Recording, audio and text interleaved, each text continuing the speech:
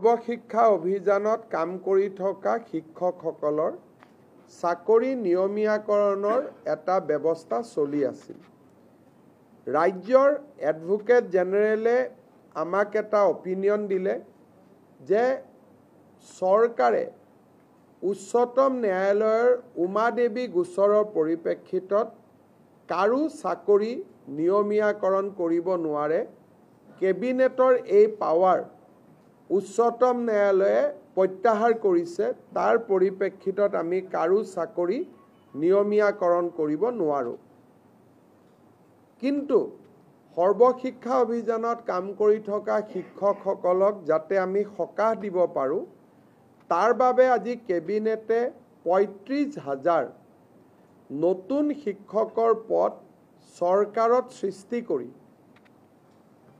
SSৰ শিক্ষকসকলৰ বাবে এটা স্পেচিয়েল ৰিক্ৰুটমেণ্ট ড্ৰাইভ কৰিব খুজিছে। অৰ্থাৎ এই বিশেষ ৩৫,০০০ পোষ্টত অকল SSত কাম কৰি থকা শিক্ষকসকলেহে আবেদন কৰিব পাৰিব আৰু বাকী নিয়মীয়া যিবিলাক পোষ্ট তাত ফ্ৰেছ কেণ্ডিডেটবিলাকে আবেদন কৰিব পাৰিব।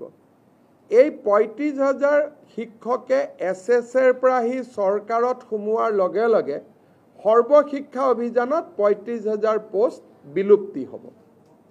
অৰ্থাৎ সৰ্বশিক্ষা অভিযানৰ ৩৫,০০০ শিক্ষকে স্পেচিয়েল ৰিক্ৰুটমেণ্টৰ বাবে চৰকাৰত আবেদন কৰিব।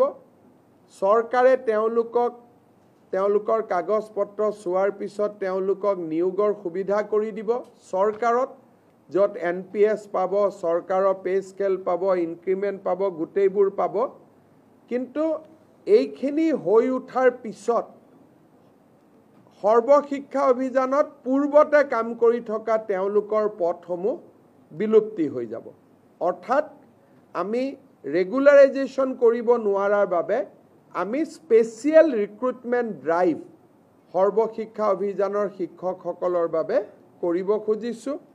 আৰু ইয়াৰ ফলত মই ভাবোঁ যে অহা ৪-৫ মাহৰ ভিতৰতে সৰ্বশিক্ষা অভিযানৰ প্ৰতিগৰাকী শিক্ষকেই চৰকাৰত নিযুক্তি পোৱাৰ সম্ভাৱনা মুকলি হ'ব।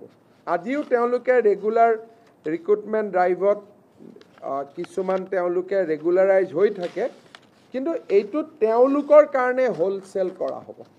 সেইকাৰণে আমাৰ ৩৫,০০০ শিক্ষকে চৰকাৰত সোমাবলৈ এটা সুবিধা পাব।